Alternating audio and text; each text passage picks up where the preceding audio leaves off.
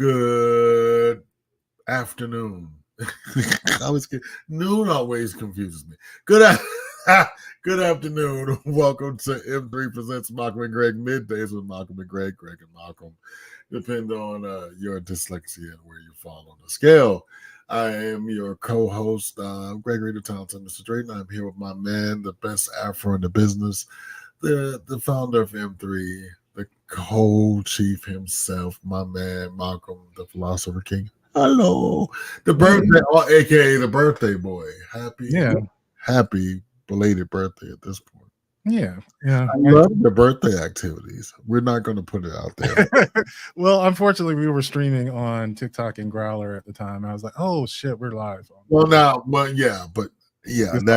was good for them. That's what we don't want to scare. Yeah. But no, I had a quiet birthday alone. I'm not one who likes birthdays. I don't know what that is about. I think that's like a holdover from my depressive days. Like I remember being forced into celebrating birthdays when I didn't want to.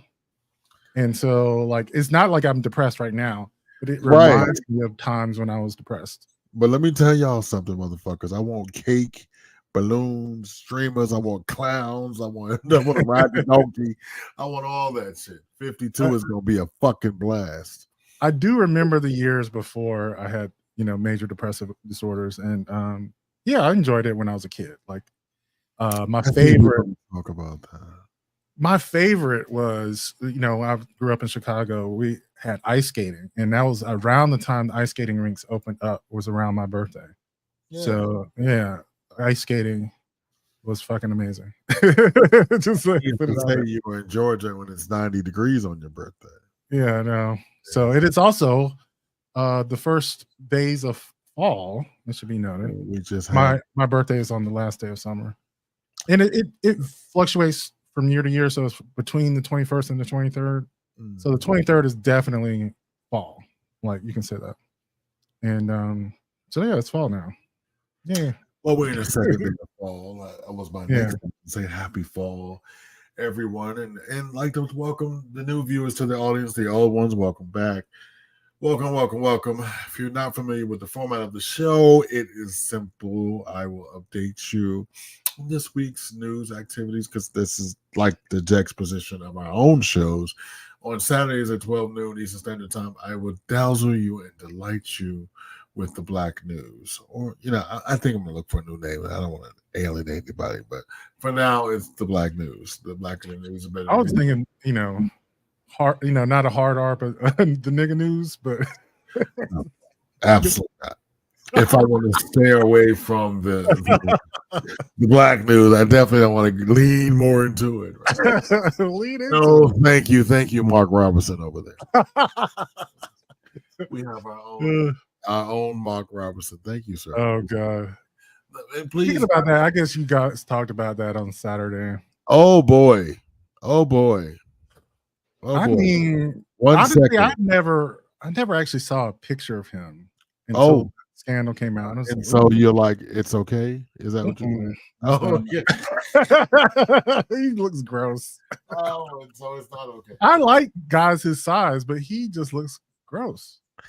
Is it the misogyny or the internal racism? Which one is gross? I think the racism was the one. The idea that he's like, some people need to be slaves. I would like to buy a few. Something like that kind of got me. Well, and listen, America, here's the thing. If you are against something, fine, but don't be for it in private and against it in public, because it will come to pass. People are going to find out that you like transgender porn. But with that statement, let's go ahead and jump into the end of the week's news, this weekend news, the state of the race, all those good things. So give me your hand and come along with me, and let's go on this journey. So in news overseas, because it's escalating exponentially by the hour, there were more than 1,000 bombs dropped this weekend on Israel. Most of them were stopped by. Now, who invited him? What What that sign say? Malcolm and Greg. You're welcome to come along. I thought I would just crash, but look, if you right want me to leave, fresh ball head, just don't even not even on time, America. That's my problem. That's funny. You gonna crash? Wait a minute. You gonna crash and not be on time. It's all good. Let's keep going. Listen. We only got now. I gotta start over. So, ladies and gentlemen, welcome to Malcolm and Greg plus Thick. Okay. So now we gotta change. You need to do this in person one day. You need to just drop by, just like, hey, what's up? Right on the porch. I'm gonna throw a rock at him if he shows up. My office is right beside the porch in the front, so I'm gonna open the window and throw a rock out the window. No, welcome. We appreciate you, brother. Welcome so much. Thick night. Yeah, I just finished talking. Well, the thing is, I post the links in case you can't make it, Greg. So, I mean, that's like my backup. Like Devon's our backup in case you're out. Well, I can go if that's okay. I do have things to do, the war in you're talking about the war in Israel.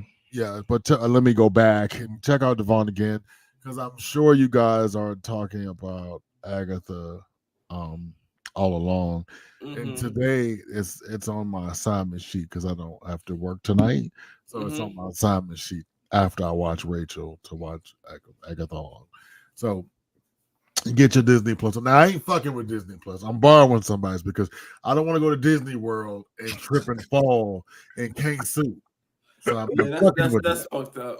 That's real fucked up. Yeah, so I'm not signing that thing, yo. I'm just letting you know, if I trip and fall, we getting paid. I'm gonna have me a Mickey. I'm gonna have me a whole Mickey Mouse suit. We can talk about play. That's funny. Out the lawsuit, I just want a Mickey suit. Anyway, so we were talking about the escalating war overseas. There were over 1,000 bombs dropped. I got to go back to being serious. There were 1,000 bombs dropped this weekend. Most of them were rebuffed by the Iron Dome system used by Israel.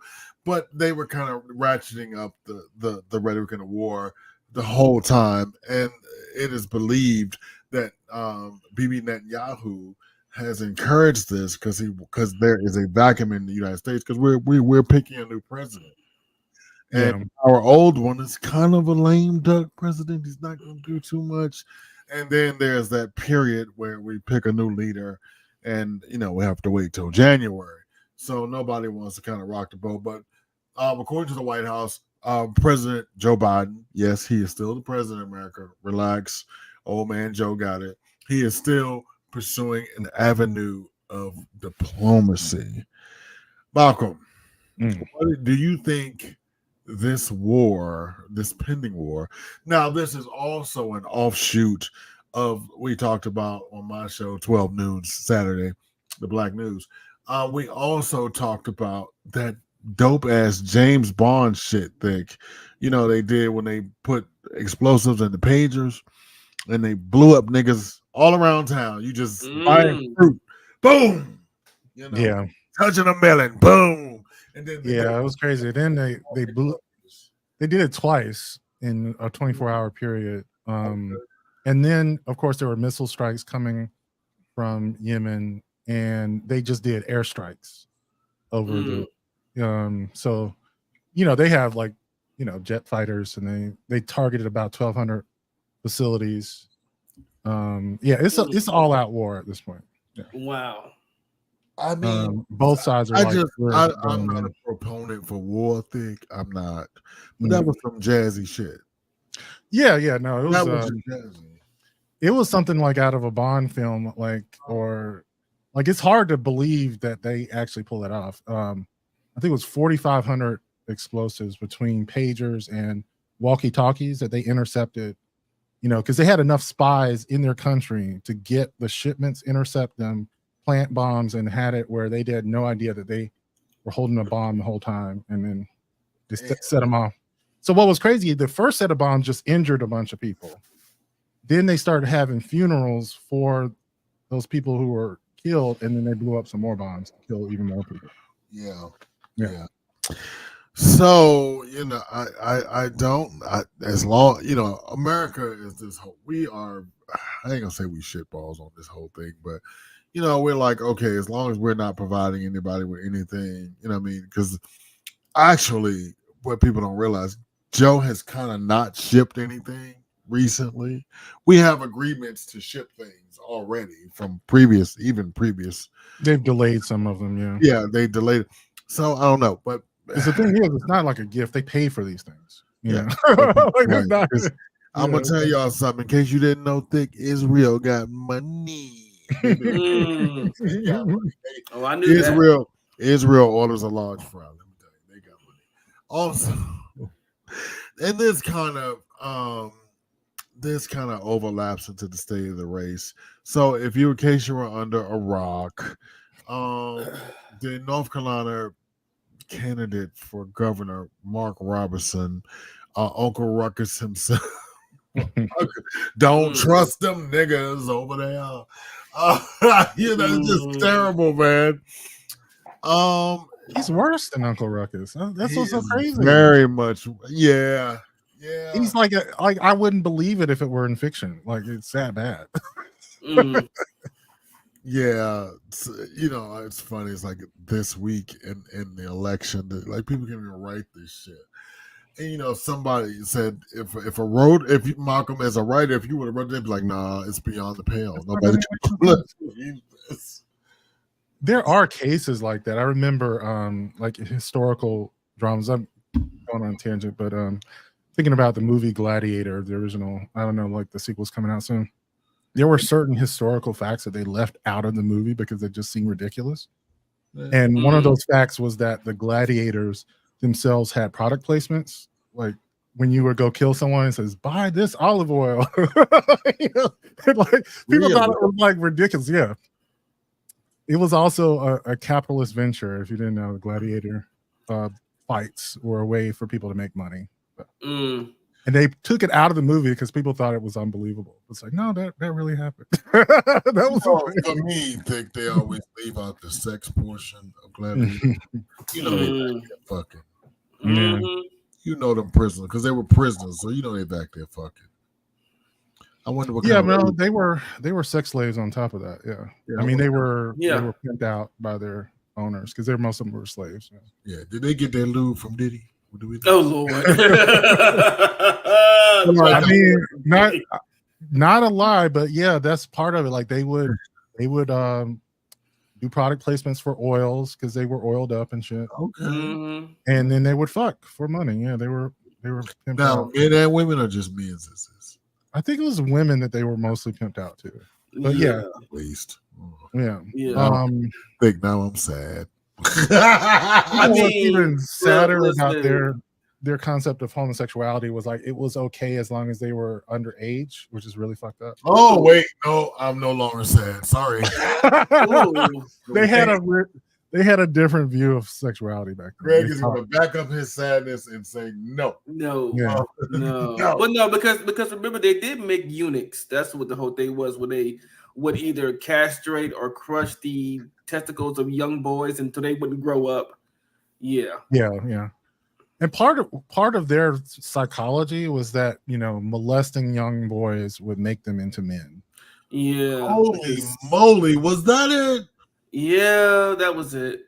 Oh, yeah. DJ, good to see you, my friend. I get to see it. I guess I gotta stick with this little while because I'll never get to see you no more. This little black. So this is the thing about homosexuality. The way that we perceive it now is that we actually want it. So there were plenty of times that these young boys and the older men themselves were having sex with young boys, even though neither of them wanted it. Right. Wait, the older man, the older boy wanted it, so they just thought it was some shit to do. But it wasn't gay amongst the Spartans to do that. To consume each other and have sex with each other, because it proved that you were a brotherhood and that you were manly men. So doing it with your Spartan mates, with your war mates, was not gay. It was a they didn't ritual. have the concept of people wanting it. It wasn't about if you want it. Yeah. So I mean, because they were away at war, away from their wives, or away from any women. So I mean, they had to do something. Thank you guys for ruining my afternoon. I would just remember, our modern ideas of sexuality are not the same. Yeah, no, they're not. Yeah, happy birthday, Malcolm. Fuck.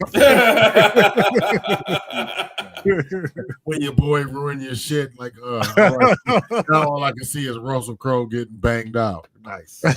No. So, back to North Carolina. So this Uncle Ruckus ass nigga, Mark Robinson, who has made several incendiary comments. There were old posts and tropes found on Nude Africa, of all places, made 10 years ago that were attributed to an email address that he still has. By the way, just like, why? Right. And the same email, in furthering this story, and more, the same email address was found on Ashley Madison. Now, as non-straight people, Ashley Madison is a website for the straights that were looking to cheat. And also in Mark's rants and his I don't fucking know. I don't know. Rants, what would you call them, Malcolm? What would you call them? Tirades? The funny thing is we couldn't even see all of them because, again, it was so lewd that some people weren't printing all of it. Oh, yeah. Right, yeah. You ever want to see a newscaster blush? Or like I caught a piece of the story from Joy Reid, and she's a dark complected sister. I think I seen that sister blush. I was I didn't say that on TV, right? So I don't know. So all these things said, they were urging him to drop out of the race. He did not. He missed the deadline. He's like, fuck y'all. So update on the story. Sunday, the plurality of his staff quit. He was like, bitch, you a quitter, but I'm not going to quit. Right. Wow. So the irony of this also extends to Donald Yump. Donald Yump was also in Wilmington, North Carolina this weekend. Did not mention the man. That nigga was like Beetlejuice. He did not say his name. He did not mention him. He did not. Now, this man is at the top of the gubernatorial ticket for the Republicans, and he did not. Good morning, Ricky. He did not mention. He did not say his name. Nothing. Yeah. So, needless to say that the race in North Carolina is within the margin of error. Yeah, and it's a major thing. So, like, people were saying, like, with the states that they were, Trump's strategy for becoming the next president again would be to win Georgia, Pennsylvania, and North Carolina. And Georgia is well within his reach. He's behind in Pennsylvania, but North Carolina was at one point out of Kamala's reach, but it's not anymore because of this dude. But so, like, it really is. Yeah, but really sadly, even Georgia's still a toss up. You know what I'm saying? And sadly, I feel as though if he would just disavow Mark, just say, I don't fuck with a nigga like that. Yeah, I think that would do something. But he is so maniacal. He calls this motherfucker Martin Luther King on steroids. Very few things offend me, Thick. The funny thing is, someone put on there, like, one of his rants was about Martin Luther King and calling him Martin Lucifer Coon or something like that. He did. What? He did.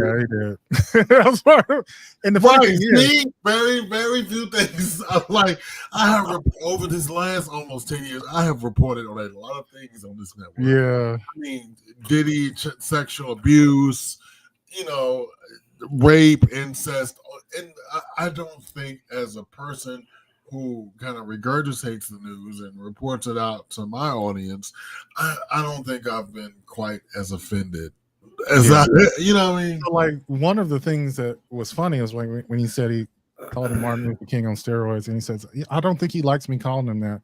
And it's like, I think that's because he hates Martin Luther King, not because he's so embarrassed that you called him. Right. Wait, Keith, the Gladiator TV series covers all of that area. Where is this? There's also a Spartan TV series, in case I didn't know, but there's a Gladiator one too. Where is this? Where does this air? I believe it's Max. I could be wrong though. Okay, we're gonna find out. Keith, can you look? And Keith, welcome. Ireland is in the building. My friend Keith is watching us from Ireland. Yes. Nice. Top of the morning. Top of the morning. You know what? Or better, you took me Lucky Charms. What else is going on? We got to get to our topics. Well, it ain't that much, so that's what I'm saying.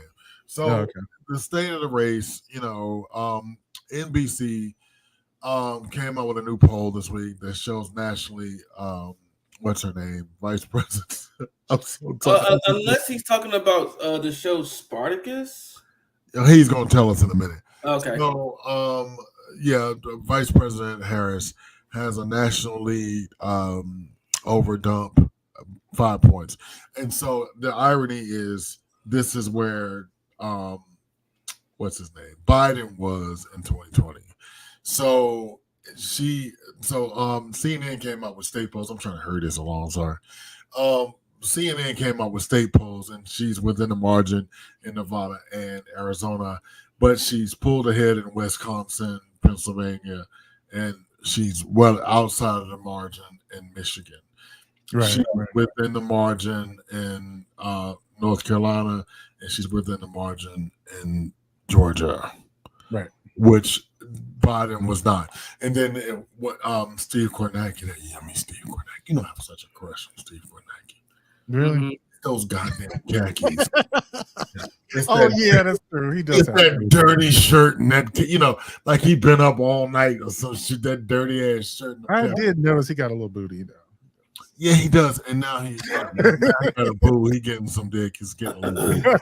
Wow. You wanted this, Thick. You wanted this. Oh, God. Okay. Go ahead. No, he said, yeah, that's it. Spartacus, thank you. It's streaming on Stars and Apple Yeah, TV. I remember that. Yeah. Okay. Yeah, I gotta go check that out. That was a good show. I watched the first season, I think. Okay, I like gratuitous violence and sex. So lots of it,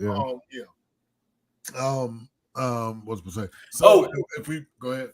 Oh, so I'm about to say, if you got Netflix, you like gratuitous violence and sex, go watch Twilight of the Gods. You will get your fill of gratuitous sex and violence. So stop baiting me with all this TV. I can't take it all. Yeah. So if you barrel down into the numbers, it shows her she's the only politician now that's in the race that has a favorable likability, which is a huge thing. Because this is the thing that lost it for Hillary, because her unlikables were so high that it was a fucking crapshoot for her. And it should be noted, like that is the one thing her polling has been showing a huge discrepancy from before. So if you go back to 2020, her unlikables were way down. Yeah, she gained 15 points or something in likability.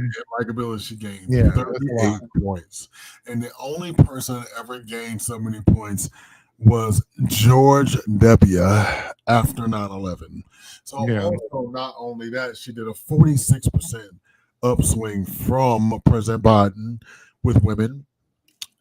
She got a 30% upswing with Hispanics people. So let's say with her showing a titty, she's keep running because they have a ground game. So showing her titty or some some sort of calamity. She's in the right direction too. Yeah, she's in the right direction. So I was gonna say, I didn't see her live stream with Oprah or whatever, but that was exactly what I was talking about.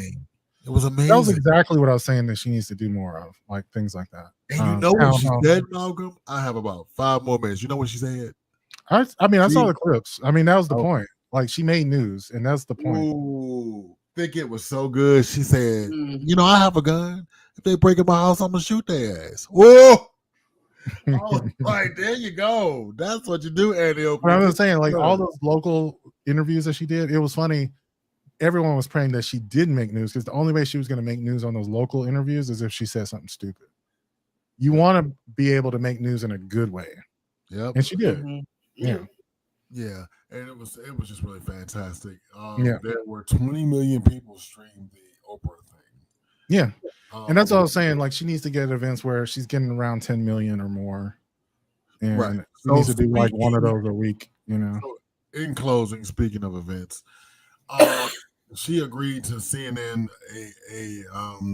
she agreed to a debate with Donald Yump on October 23rd. He has declined.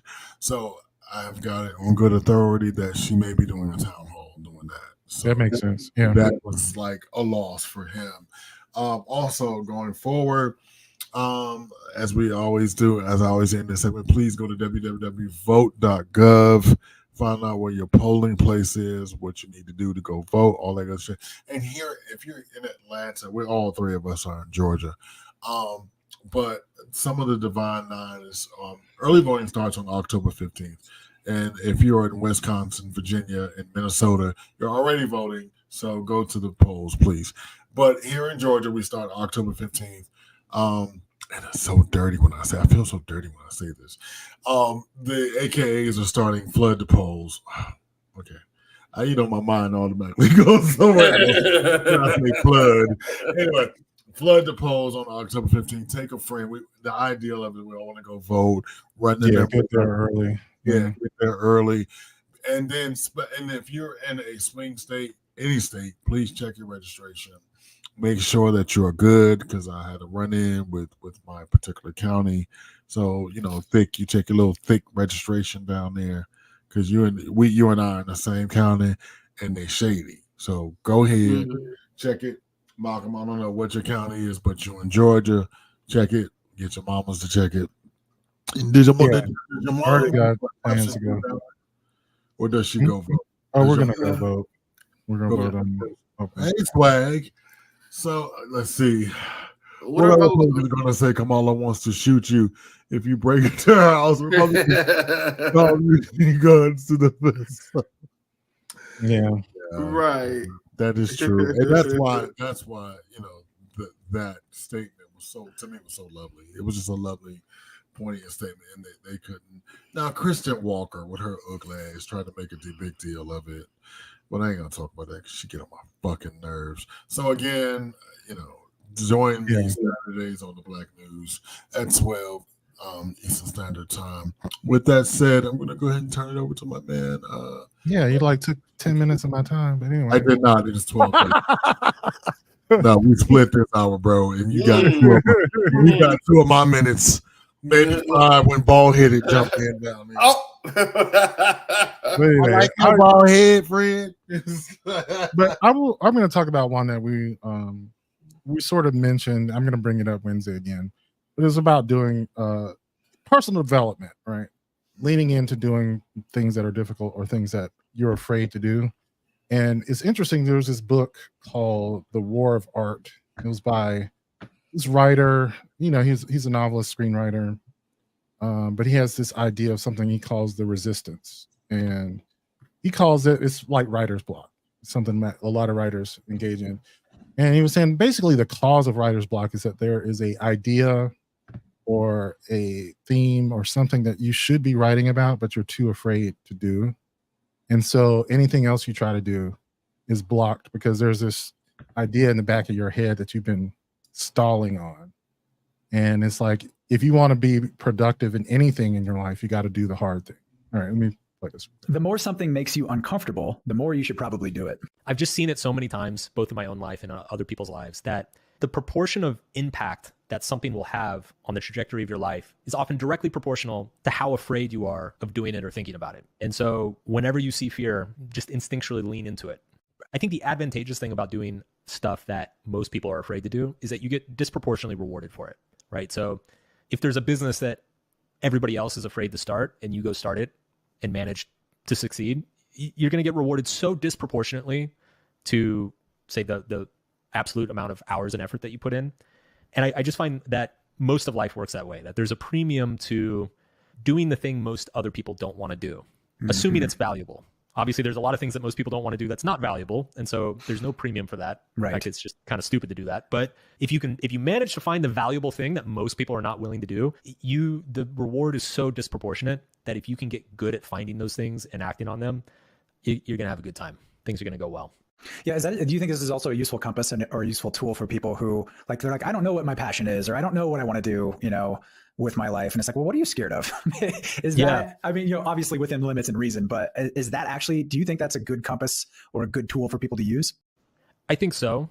So Stephen Pressfield has this great concept that he calls the resistance, which capital T, capital R. And he talks about it in the book, The War of Art. In the book, he makes the argument that generally it's the piece of work that you're most afraid to work on that is your best work, that needs to be made. And I have definitely found a lot of truth to that in my own career. But I think when it comes to kind of like the grander, what do I want to do with my life type questions, I absolutely think there's a lot of validity to that, because I think so many people, when we're young, we kind of instinctually suppress any outlier urges or desires that we might have. So, when you're 13, 14, 15 years old, your desire to conform is so powerful that if you have this urge or inkling to do some sort of weird thing that might get you laughed at or ostracized by your peer group, you just kind of bury that. If it's not going to get you into a good college, and if it's not going to get you invited to more parties in high school, you just kind of pretend it's not there. But when you become an adult, you actually really want to know that it's there, because that's the thing that actually defines you and makes you distinct from everybody else. That's your competitive advantage in the world. It's funny. I was reading a book that Mark had suggested to me. I think he did a podcast episode about it, and it was one of those like slasher murder books, and it was about high schools, and it was very much like Scream or something like that. It was a very good book. I forget the name of it, but he did an episode on his podcast about it. And one of the interesting themes about those books is this idea of conformity in high school, right? Like people who are struggling to be the it kid, the one who's trying to be the most popular, whatever. And, like, even though it's like a thriller slasher pick, the entire genre itself, the whole slasher genre, is about people who are afraid to be different than their peers, or to conform to social pressures, and it's something that we go through as a development. It's like there's something, I guess, what we call the culture. Obviously there are subcultures and things like that as well, but there's a culture that basically tells us what is right and wrong, about what is acceptable, what's unacceptable. And in that point of development, those things are really important to learn. Like, it's important to learn what things are going to really derail your life. And so, like, we put this on a pedestal and make it this big thing. But then once you have established an identity for yourself, and once you're comfortable with who you are, it's time to let your freak flag fly. Like, it really is. It is time to be, unusual, because those are the things that actually, or get rewarded. Because if you're just being like everyone else, I mean, I guess you could be the best version of everyone else, and you will be rewarded for those things, especially like not going against the grain, like, in a outwardly way. But I just see it all the time with people on social media who get rewarded in that way, the rage bait, like understanding what gets people mad so that they can make a few bucks about it. And, we think we're doing something by jumping in their comments and mentioning them and saying just how awful it is. I mean, when people do it on purpose, but leveraging that sort of difference in a positive way is also beneficial. And that's one of the things I started to realize, that one of the things I've been trying to figure out is, what sort of people resonate with the type of content that I put out. And it happens typically to be people who are struggling with mental health issues and just going through their daily life. So people who are, say, neurodivergent and trying to figure out social situations. I'm not neurodivergent, but it's very fascinating for people to break down what it is that they don't see or expect that other people expect from them in public situations, or in dating, or in working, or in family scenarios. I think one I saw, he was just talking about trying to establish a date with someone who he had been talking with for a month or whatever. And he started to notice that everybody he talked to was sort of waiting to be asked out, and no one wanted to do the asking. And he was like, why aren't we going out? Right? But it's not something that just neurodivergent people deal with. It's something that it is a bigger hurdle for people who are dealing with mental health concerns. It rubs them even more, like, because they don't have the tools, so to speak, to deal with those things. So anyway, those are the types of content creators that I would want to invite on my podcast. But I have the resistance of actually asking people to come on, because I don't know why. But I guess when looking at this video, I realized like that is my spiel, I guess, is see, I of course I look at it a little bit differently. I think sometimes that's where anxiety comes from, and I think sometimes the anxiety, and I understand that you should push yourself, but you shouldn't push yourself to the point that you're gonna have a panic attack, or you should take it in small intervals, because I understand that you want to do something that's uncomfortable. Trust me. Right. That's true. And if it didn't kill other people, it won't kill you, but it might. So yeah, that's true. Right, and so the thing that I disagree, the shit they said, because again, it is a little different for somebody who is a minority, LGBTQIA, because the thing that you may want to do, you're pushing against an entire society. Now, I'm not trying to say stay in your bag and stay in your corner, keep it over here and shut the fuck up. I'm not saying that, but I'm just saying sometimes there are higher consequences. Right, there are higher consequences, and sometimes you need to take things in small doses. Now, for those of my brothers and sisters, including you, that are neurodivergent, so when you're in and I have learned over these years, when you're in your head about something, and so I always tell people, talk to your therapist about these baby steps that you're going to take. You know what I mean? Because real quick, I know someone who, said everybody, he was neurodivergent. Oh, you need to be doing this. You go out and meet people and date and shuck it.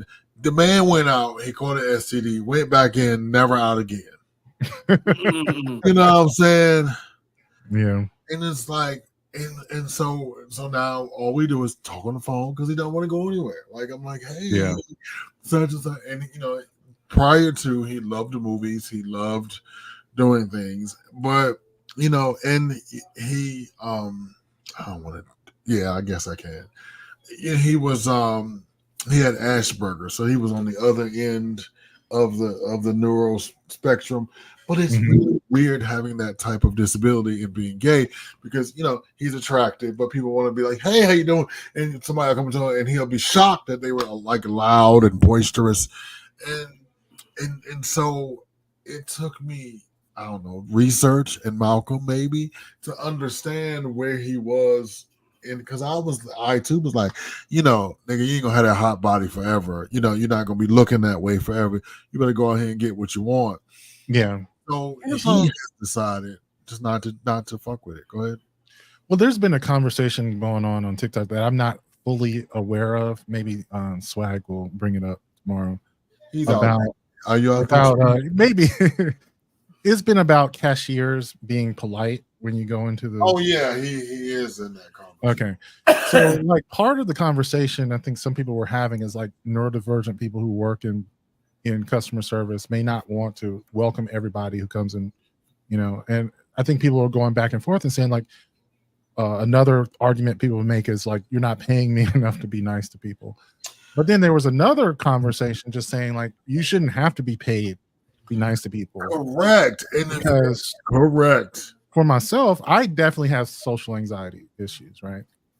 Like I say this to people and they don't believe me, but I remember, I literally got a hernia from trying to speak in public. My fucking intestines burst out of my abdomen because I was just I was so. Yet again, I'm triggered today. Just the third. Right. So yeah, I understand social anxiety, and the way you overcome social anxiety like that is forcing yourself to say hello to people. I do it so much. I say this with I will talk to fucking trash cans because I'm walking toward a trash can and I think it's a person and I can't see. I fucking talk to trash cans because I'm like, hey, oh, you're not a person. It's like, I make it right to talk to people even when I'm not sure it's a person, because I am trying to be social in ways that normalize it for me. Let me think, and you man think I need you to weigh in on this. So we live in a city where bad service reigns. Don't we? Yes, we do. And it happened to me. I tell you, I was at, boy, Lord Jesus. Mm-hmm. I was at McDonald's, right? And the woman damn near threw the shit over in the car. What? Right. And so, I'm like, hold it, bitch, hold it. And so, the manager comes to the window. So, she got a little problem, saying, well, honey, this is not the job for you. This is not, and that's my thing. If that is your bag, and I understand that, and if or either you want to describe your disability, I'm cool with that. You know what I mean? Exactly. But if I show up to X place and I'm expecting such and such service, and you're unable to deliver this because of your disability. Now, I get that now, because I don't want no goddamn emails and shit. Great, you just did that, but no, like there should be a tag or a button, you know what I mean? If that's the case, because I don't want to discriminate and say people they can do those jobs, but you should not expect what you expect from someone that is not. Do you agree? I agree, because look, I've had my experience with bad service, especially when riding MARTA, and these bus drivers be on another level. These bus drivers be on another level. I'd be like, I don't know who did it to you this morning or didn't do it to you last night. I don't know who didn't rub your coochie correctly, but ma'am, I did nothing to you. Okay, your attitude is not a. I'm going to work. I'm like you. I'm going to work, ma'am. I don't know what your problem is this morning, and early in the morning at that. I'm just like, but you should live it at home. But I've also been to fast food restaurants where people either they got an attitude or they act like you're bothering them, or like, why you in my face? But can I help you? I'm like, yeah, you could dial it back and give me a smile, because bitch, what? I didn't do nothing dial to it you. Back. You just said dial it back, like, oh, listen, dial it back, dial it back. Yeah. I work with this woman, Malcolm. Mm-hmm. So I worked at a fucking bank, bro. Like 35-40% of your job is to be friendly, motherfucker. Customer service, right? So every morning, in team huddle, I come in there, got my Disney shit on. I'm like, good morning. You know what I mean? Like Fire Marshal Bill. And so every morning she's like, I don't like saying good morning. I don't know. Well, ma'am, I'm gonna tell you right now, we've been going through this 4 or 5 months. I fired her because she cannot. That is a vital function of your job. And so and then she could not explain. Now that I think about it, I don't even know if she knew she had a disability, and I gave her so many opportunities to explain this. So I have a question for you about neurodivergency and dating. So do you disclose when they like, okay, just to put you up on game, such and such, or this is where I am on the spectrum, or? Well, for me, like I said, I explain the symptoms because I mean the problem with like giving someone a diagnosis is they may not understand it, and they're I mean, going to you explain it. Yeah, I mean, you could say something like, I have difficulty reading people's emotions.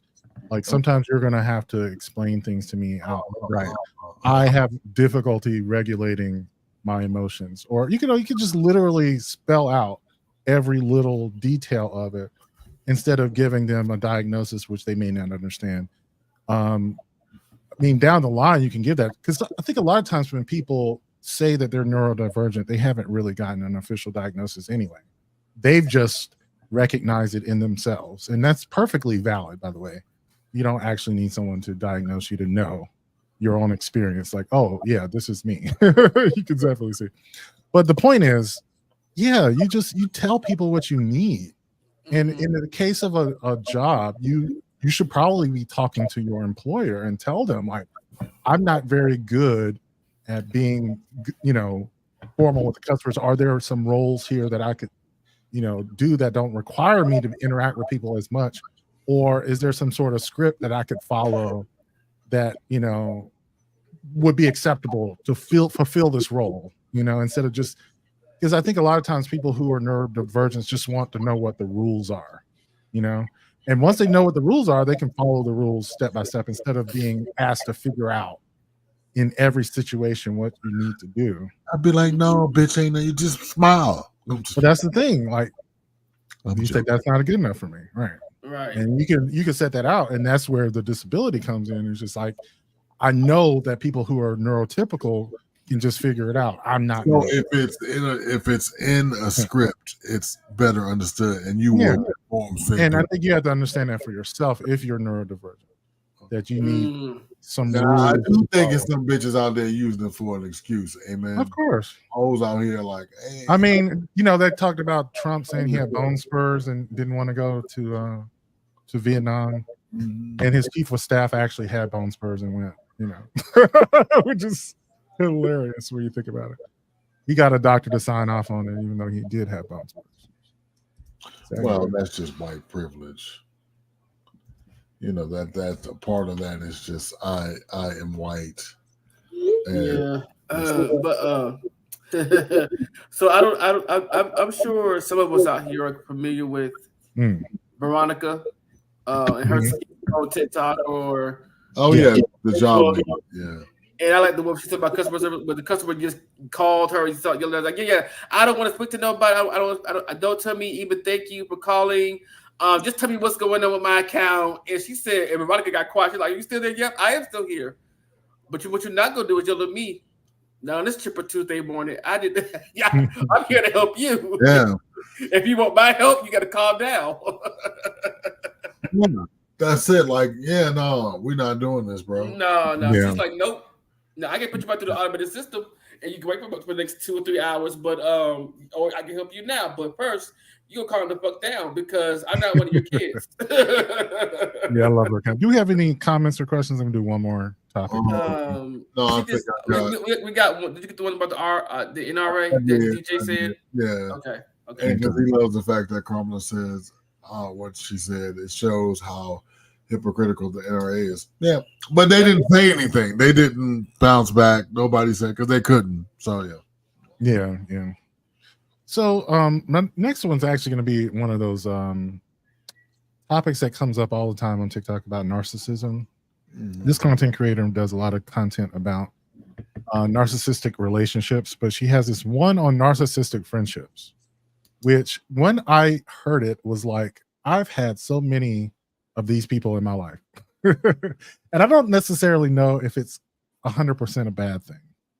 I think a lot of times what we see as right or wrong is really just a matter of perspective, especially whether or not it fits or it doesn't fit. And I think it's sometimes in your life, having narcissistic friends may be okay. I wouldn't say it's a good thing, but it may be okay. And it may be the type of friends that you need for that period in your life. I'll explain it after she talks about it. She has like a list of 9 traits that might indicate you have a narcissistic friend. I'd like to break down the 9 signs that you may have a friend that's a narcissist. And I want to warn you, the last one's a little tough to face. And number 1, every suggestion, every hangout, every activity you two do, it's always his idea. You might make a suggestion, but he reframes it so that it's more his plan than yours. Sign number 2, when you do try to speak up, he either dismisses it or he throws a jab in your direction, of course, all in fun. But he's not all that interested in what you have to say unless it feeds his ego. Sign number 3, and here's kind of a tricky one. You feel like you're more when you're with him, even though deep down you know that's actually not true. But the validation you get from this relationship really feels good in the moment. Sign number 4, you crave his recognition.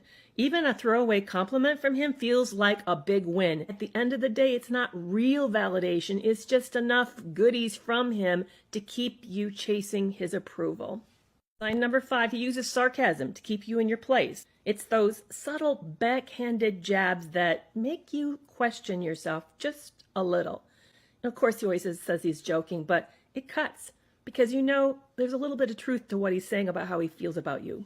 Sign number 6, he's the classic one-upper. Whatever your strength is, he has to show you he's better, that he's faster, he's stronger. Whether it's work, fitness, or relationships, he's always the one to remind you that he can outdo you at any time. Sign number 7, bragging is his favorite pastime, and it's just not for fun. He expects you to flatter him in return. And so when you hear him boasting, you know the drill. Sign number 8, you get intense FOMO when you think of turning him down. Even though maybe it's an activity you don't want to do, you can't quite let go of the opportunity of going because you feel like you're missing out. He makes sure to know that you did miss out if you didn't take advantage of that opportunity. And sign number 9, and here's the hardest one to admit. You keep yourself small so that he can shine. You actually dim your brightness, greatness, or whatever it is. So this person always presents as the best in the room. You help him stay in the spotlight because deep down, you want this relationship despite what this is costing you. Did any of these hit close to home? And did I miss any? Drop me a comment and let me know what you think. Ooh, man. Yeah. Did that hit for you?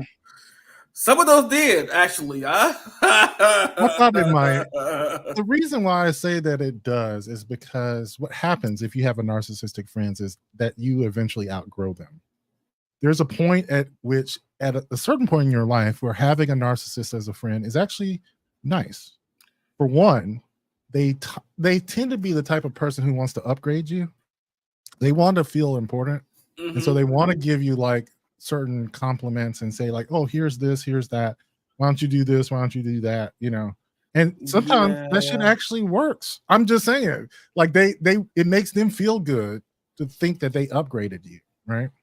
They also want to feel like they have something over you. So they want to invite you to things that you normally wouldn't have access to, you know, and they love the feeling of gratitude that you give them for like giving you access, you know? And guess what? It's genuine. Like you really do feel grateful. Like, oh, I get to sit with the cool kids. Oh, man, what's going on? You know? It's giving very mean girls a little bit too. It is. I'm just saying. And the reason why I say that is because you know how Regina George would invite what you call it over. Oh, you can sit with us, but it's not what you think it is. It's just to embarrass her or to know her weakness so she can embarrass her later on. It's giving very mean girls. I was like, wow. Yeah, it can be like that. But see, a good narcissist knows how to keep you on the hook in the sense that they are going to put you down so that they always feel superior to you. Yeah, not so much so that you actually run away. You know, it makes me remind myself of when I was with my last partner, and I told them that I'm going to there was something I wanted to buy, like one of those things where you cut vegetables real easily. Because I can tell you when I cook, I'm not good at cutting vegetables. My vegetables look like something else. So I was gonna get one. And I told him, I'm gonna buy this, and it's a good deal. No, don't go buy that. I can get somebody to get it for you cheaper, and this and the third. No, you shouldn't buy that for yourself because you don't really cook anyway.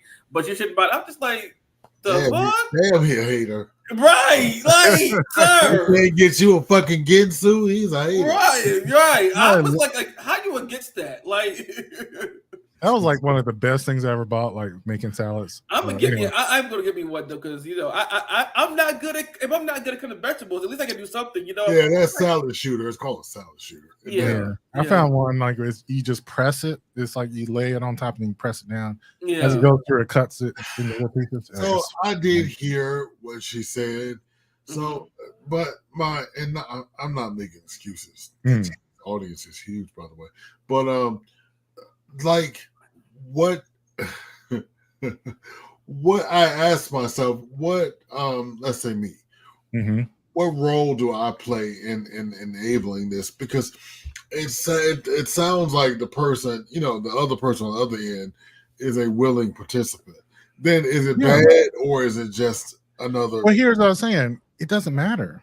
It doesn't matter if it's good or bad. In fact, what I was saying is, as a person who accepts it, because you are playing into it, right? There's a point at which it is acceptable until you grow as a person, and you have now outgrown this narcissist. And as you grow as a person in your self-esteem and your likelihood, those put downs feel a little more cutting.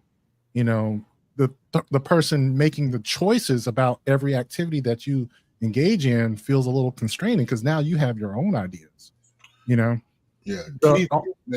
so eventually that shit gets tiresome. And what I'm saying about this list is it's okay to be who you are, even when you're not where you want to be, And so this narcissist might have been a good friend for you at this point in your life, but recognize you can outgrow people.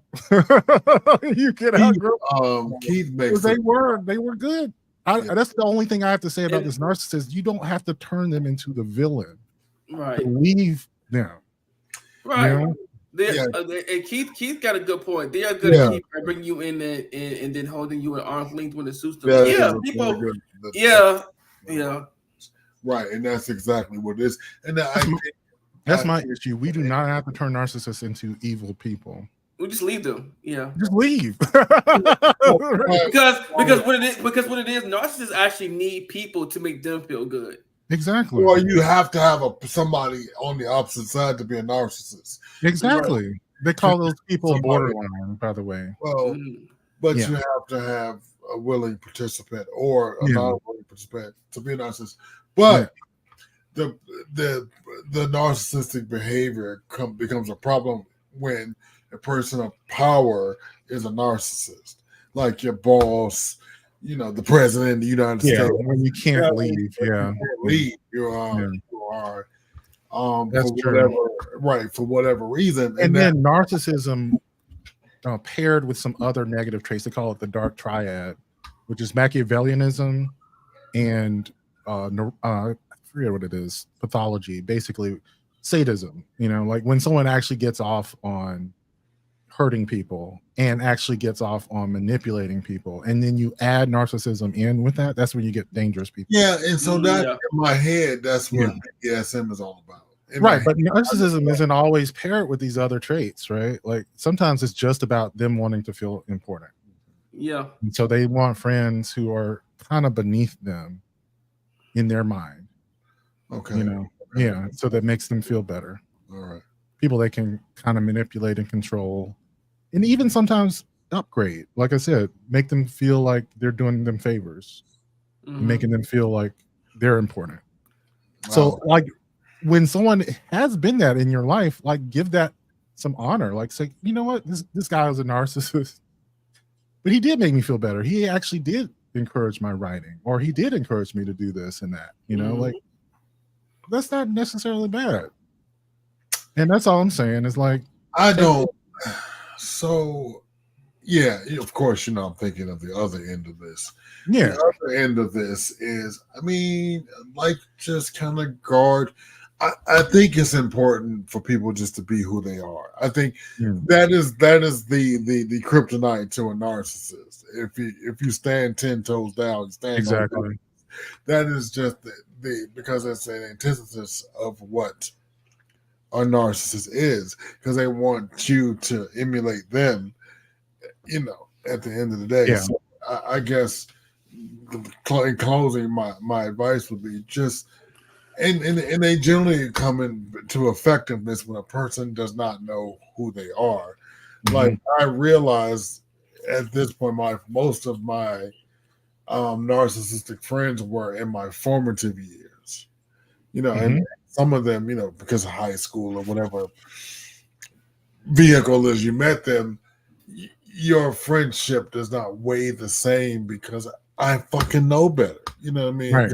No, I'm not putting up with your bullshit. You know what I mean? They'll find someone else. They'll find right. Yeah. Oh, yeah. It's pitiful. Right. It is pitiful thing. But you know what? Sometimes, and you know what? So I ran into a situation where I stopped being friends with someone, but I've had other people still be friends with them. I even had somebody be like, "Well, I'm going to go be his friend," and I'm like, "Are you sure that you want to be his friend, or that you want to continue being friends with him because y'all know the shit that he's on?" They're like, "Yeah, we can handle it." Okay, all right. Yeah, you let them do that because let them bump their head. Yep. Mm-hmm. Yeah, because the thing is, part of your growth comes from outgrowing people like that. Mm-hmm. They are the catalyst that helps you grow sometimes. Yeah. When you recognize you don't need them to make you feel better anymore. Because that's part of what gets them off is that feeling of like when I'm around them, I feel better. I feel important. I feel wanted. I want, it helps you grow or catch a charge. Either one. Either one. You're right. Either one. Pick one. We have. Let's face it. The people who want to be that person, like who everyone likes, there's a reason why you're just like everyone else. Like you're not special. I'm sorry. You fall for narcissists just like everyone else does. And what's funny is that when you do outgrow them and you separate yourself from them, or you separate yourself from people they around, they act like you're the weird one. Like, well, you acting funny now. I'm like, no, I just outgrew. Exactly. It's all subjective. Yeah.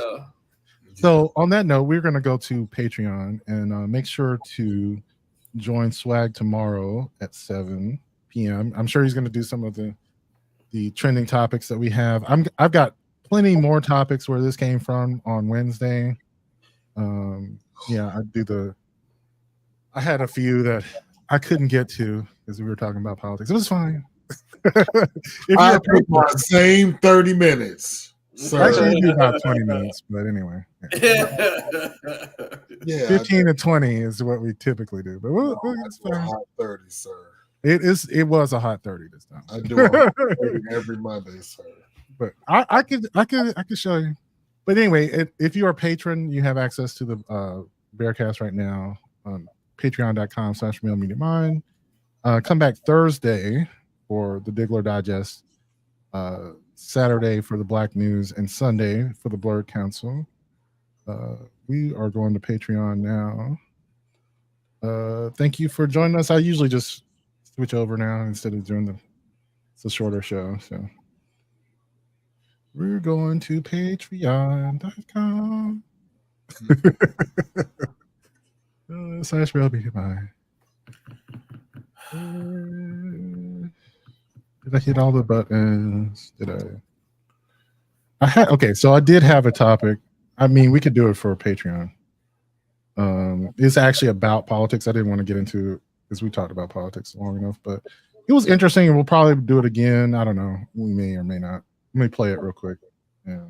All signs pointing to a really close election. So many groups are going to be vitally important. But this week, I really wanted to focus on Black voters. And it's partially because the way that we typically hear about Black voters treats them a little bit like a monolith. So that's one reason I was really interested in the Black Value Survey of 2024. This pie chart breaks down the 5 different clusters that the survey identifies as different groups in the Black voter electorate. The biggest group is, I think, the most familiar, legacy civil rights. Think about your grandmas who go to church, the type of Black voters who reference the civil rights movement. The second group is your secular progressive. So think of that as the Black voters who are backing more leftist or progressive candidates. Then there's race neutral conservatives, which is what we would call your Black Republicans. Those 3 groups in total make up about 60-ish% of the electorate and are the groups that are most likely to vote. And we kind of know how they're going to vote, too. So I called Prentice Haney. Thank you so much for joining us. Thank you for having me. Who is an organizer and someone who worked on this survey, because I particularly wanted to understand the 2 other clusters in the Black electorate. These are the 2 groups of voters who are kind of the most swing demographics. So the first group is next gen traditionalists. This particular group is a group of folks who have a very strong Black identity, and they also have like a more traditional value system. And so this group of folks are likely to vote. And then if they don't feel like they have a candidate to represent them, they're likely to sit on the sidelines too. What's the next group? The next group is my favorite group, which are the rightfully cynical voters. There was a person in the focus group. He told us a story. He said that my life didn't get any worse under Trump. It didn't get any better under Obama. So why should I care who's president? That really encapsulates a sentiment that we hear among a group of people, and especially Black voters, pretty often. Absolutely. This particular universe of people are the biggest block of folks that you can bring into any politics, whether you're on the left or right. When thinking about the rightfully cynical in particular, I wanted to talk to a politician who's really tried to craft a message to get those people to participate in the process. That's Governor Wes Moore of Maryland. I'm not asking you to give up your skepticism. I just want that skepticism to be your companion and not your captor. Is there any specific message, if we, again, take Black men as a proxy, as a rightfully cynical group, that you think would speak to that person of that identity? We are not doing enough. And I think we need to do a better job of engaging our surrogates, doing a better job of actually being able to highlight the key differences in what we're seeing in this campaign. But if you're not actively out there making the point, then you can allow a lot of noise to become so distracting that you're getting people to actually say, I'm just opting out because I don't see a difference between the two.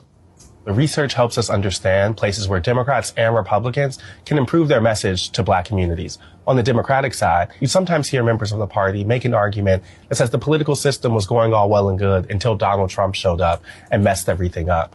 But what we learned about rightfully cynical voters and a lot of the Black electorate in general is that they don't really think that's true. They think the political system has had a lot of problems even before Donald Trump showed up. On the Republican side, you can see how Donald Trump is kind of different than other members of his party.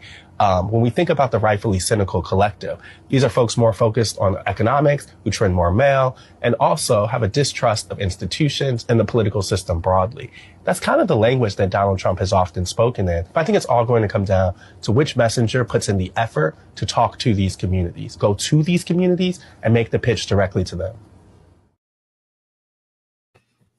So that was one, I was saying one of the things that it is not at all. The reason why I think it hits home for me is that Democrats tend to vote on social issues or identify with social issues when the people who we need to engage, the ones who typically don't vote, are kind of selfish. I mean, it's all about economics, and they're not necessarily fact-based in their views of economics. And so, like, I do like the fact that Kamala has targeted them, with programs, but some of those programs are kind of lofty in the ways that they just that doesn't really help me. When you're talking about like, money for a first-time home buyer, or tax credits for kids, or just like, well, where's my cut? Where am I going to get some money? I think the one that does hit home would be with making rich people pay their fair share, I suppose, which is kind of a good contrast as well with Trump, where like he's clearly indicating that he wants to do tax cuts for corporate donors for obviously, like he'll have a room full of billionaires like, I'm going to cut your taxes, just say so. And Kamala was trying to find a way to tax people even on capital gains that they haven't sold, which is crazy, but also like a thing that should appeal to some of these voters, right? The 40% of Black voters who typically are not in it. So they put it down to like about half of Black people vote,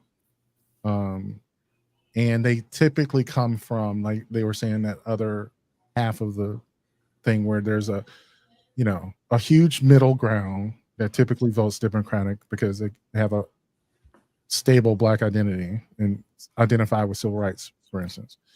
But then there's people on the far left and far right who, vote in a different way. But then you have what they were calling like Gen Z traditionalists, those who probably would be Republicans if it weren't for the fact that the Republicans are racist. And then your sort of cynical black voters who could be either or. They might vote Republican, but probably won't. That issue with them is more just getting them to vote at all. Although some of them might vote. But anyway, it's interesting too because, like they were saying, because men are trending so much more for Trump than in previous elections, and women are trending much more for Kamala. The numbers for black women are not moving, right? But the numbers for black men are. And for that reason, there is a larger proportion of black voters voting Republican than any time in my lifetime. What, the 7% is 7% more than your lifetime? Yeah. I mean, for the most part, it was never above 10%, right? George Bush got a lot. He did, but I'm saying, like, I need to take a picture of the script when I do the call, because the actual numbers are in there. So there is a drop down box for each. This is really interesting. There is a drop down box for each person that you get. Why should I vote when you talk to people of color? Because you get dropped into a queue, right? So it says, okay, you're going to call, what do they call them? Half and half voters, or likely black voters in Michigan, right? So you kind of identify who you're talking to, right? So it's like identify this is a person. Voting doesn't affect me. Like I was the same, that person. So the drop down box, and there are several answers you can give, and unfortunately, with the black male situation, I think it's a foregone conclusion. It's just with the male population, with the cis. I guess I keep trying to find the right word. With the cis male population, she'll never get those people. We were in a meeting the other day. I said, I don't mean to be Mr. Cynical, but they just cannot sit. They don't like their boss. They don't like their wife. You know what I mean? They don't want their daughters doing certain things. Right. Those are 2 or 3% of the people. Now, the other 3% that he may get is honestly, them niggas, and I'm gonna say niggas because they niggas. Those niggas that said Trump gave me a stimmy. We now have information to send to those people about where the stimmy actually came from, because they actually wholeheartedly believe. Now this is she's not giving up. I got to give it to her that she's not giving up. She is running a physical race, and and so I don't know. It's very disheartening. If like me, I really I don't know. Yeah. No, I just thought I'd bring that up, but I got something else to ask you about, and I know. Oh God, it came up in the group chat about what Janet Jackson said. Oh, no comment. No comment. You know what? Here's my thing. People took something that wasn't true or wasn't thoroughly panned out because they only heard what they wanted to hear, or they edited it in parts or whatever. But I'm not mad at Janet for nothing because she didn't say nothing wrong to me. I don't know. I can't. And the reason I said no comment, I don't know how to take. I don't know if it's the way the reporter wrote it. Yeah. Because right. Yeah. What was the context of the interview? Like, why was she being interviewed? Do you know? Well, I mean, it's an election. She's on tour. She has a huge following. I mean, she still has a voice. And also, it was around the time that her brother just died too. Yeah, I was thinking that was the context. Was Tito's death, right? Man, I don't know. I would like to say she's busy. She's not informed. She gone. And I in my I want to still love Janet head. That I want to say. You don't want to know more. One, I stopped. Right. Because sometimes ignorance is fucking bliss. Right. I agree. I had to do the same. One of the things that it brought up for me, and I don't know the details, I'm not talking about her, but I think it illustrated how this is a weakness of the left, that we tend to want to jump on people who said the wrong thing so fast. And I'm not saying that this isn't something the right does as well, but I'm just saying as a group of people who, it's judgmental, to say the least, right? Like, and taking someone's entire life into history. Like, I don't know her politics, whatever, but I would assume it's that's the thing. She's not really political, right? That's another thing, right? And that's okay. Ran with it and assumed, and so I still want it because she made albums like The State of the World and shit. You know what I mean? Right. I get it, but here's the other thing. I told somebody this morning. I was like, she's fucking insanely rich. You know what I mean? She's insanely rich. She works all the fucking time. I don't see her curling up in her bunny slippers watching CNN or MSNBC. Some people don't have the time to engage, and they just, I heard somebody say she won't black.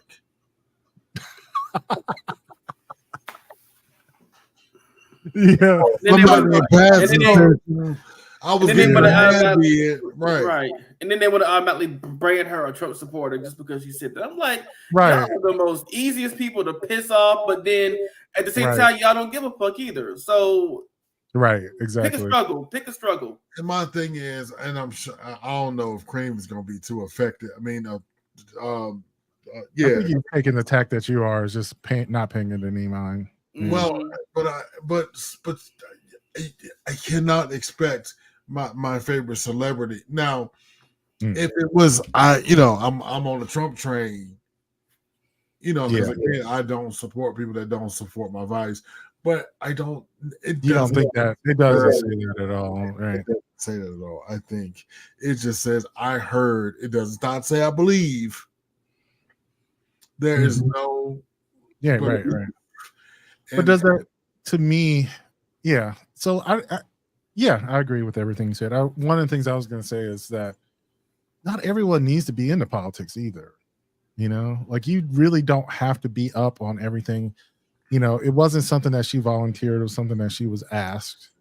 I don't feel like it is everyone's responsibility just because you're famous to have an opinion about everything, right? And I don't want Janet Jackson in my politics. Right. Bitch. If you don't want to be a part of it, don't be a part of it. It's fine. And I think it was kind of a gotcha moment. I think, of course. I mean, whoever did that interview has their own incentives, right? Well, now she's fucked. She should have just came out and said the exact opposite, because her silence. Well, yeah, her silence. The thing now, what the problem is for me at this point is her silence is deafening. Right. I mean, you're not pushing back. Allegedly, you find the man that put out the apology, and no, we don't know any of this to be true nor false. But like, it is important that my problem with her, and let me tell you something. We by ourselves at this moment because I stopped my streaming. I'm gonna say I fought her, and she is ugly at controlling a narrative. You see what I'm saying? This is just one of these things. I'm going to separate the art from the artist and just keep on going. But she said something off color, and whatever. Now she's back in. She just got out of hot water. She just got back into favor. And now what's gonna happen is people gonna stop buying her shit. They're gonna stop going because they're gonna think she's a Trump supporter. And Right. then she gonna come back complaining, you guys. You know, and no. you could have just simply made no comment. Well, or I was taken out of context. Right. That saying you don't have to defend nor deny. I was taken out of context because it's very, what was printed is very subjective. Right. Or she's taking the road. Look, I'm grieving. My brother just died. I'm not going to get into this bullshit.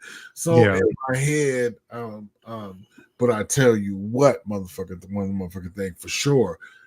Beyonce wouldn't have had this problem. Jennifer Hudson wouldn't have had this problem. Nope. Pink, you know what I mean? None of them bitches would have had. What are they doing differently? Because Tay-Tay wouldn't have had this problem because you stand 10 toes down. You let somebody know where you stand, or you stay away from it. Yeah. You know what I mean? Or you just simply stay away from it. Because the most interesting thing that I found is during the town hall, like they were going to J-Lo the less of all the people. Right. Because she posed the worst. I mean, so she was there for Puerto Rican support. Like, we want the Puerto Ricans. Y'all still kind of love J-Lo.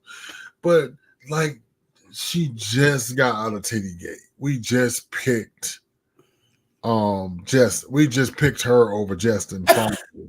You know, we want Justin to go to jail for drinking and driving and stuff.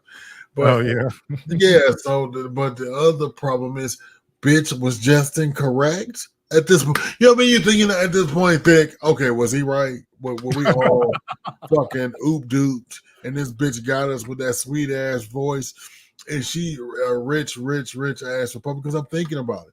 And, times, and I'm not. But that's the thing. Like, I don't know. I just think, like, we should be a little more forgiving regardless. I know that we've forgiven her a few times. So the problem with Janet is she's out of faith. She's running out of yeah, that's true. Things. How about that podcaster thing? That was last week, was it? I think we came to a consensus that they should not do anything more. I think so, but I think they're kind of going through something similar, and that's the reason I thought about it, is because I started seeing some thing. Kind of, because even hotter water than that. Yeah, it's in a little hotter water, and I don't know about that, because like what I saw online were a lot of people who are upset, and not necessarily just with them, but with the people around them. That's what they started to understand, was like, but they have, first of all, their reach isn't as far as Janet's, so but and they have, whatever they do, they have an opportunity they can rehab their shit. They can. The problem with Janet is we've allowed her to rehab a couple times. You know what I mean? So, bitch, you gonna make us look stupid again. Yeah. Well, see, here was the thing that came out recently, was the guy the podcast that they went on found out that they were given the opportunity to review what went out, and they didn't object to the joke. Well, if you don't think you did anything wrong, why would you object to them? Exactly. But that could be cultural, because they're from the UK. It could be just but that's what we're saying. It's not necessarily just them, but also their entire team. Like, they have editors, they have, handlers who also could have just been like, this part, because they did take out certain parts. It wasn't like they didn't say, oh, the whole thing is good. There were parts of it that they objected to that were not this really offensive thing. That is also a matter of judgment, and so I was just saying that you got bad judgment. Yeah, and I would just say, like, we all get a pass. Like, so you get one thing. I've cost right, but that's what we're saying. Like, their apology was like, in the moment, it was fight or flight. But we were saying when you were out of the moment and you were given a chance, you said it was okay. Well, because you left it in, because it's 1,000 reasons why you could have left it in, but you left it in. It went out. I'm just saying it kind of negates some of your apology. Yeah, it does. But then the other thing is, Janet is a whole nother thing. No, I'm just saying, like, it's just in general. I'm not saying about them in particular. I'm thinking about us as an audience. Yeah, and maybe maybe she's gonna be like, okay, my brother died. I didn't. That would be an acceptable excuse to me. It is. Like if she come on and says my brother died, I was all fucked up. Don't. My understanding is that they were close, right? Yeah, they were very close. Yeah, and that's hopefully, Janet. If you get this, somebody send you this. Listen, girl.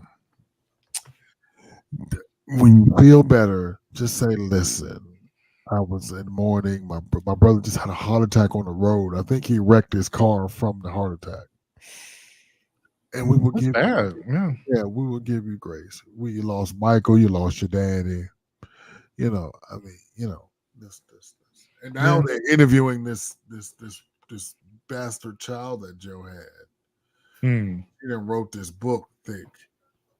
And that Catherine will call her the bastard, the baby. So you're going through it. yeah. I love Janet though. I don't want to have reasons not to. So again, I'm gonna love Janet's music, but I ain't got. That's a good point. I don't know anything about her. Yeah, that bitch could be the killer. You know what I mean? That's a good point. I say I love Janet's music. You're right. Yeah.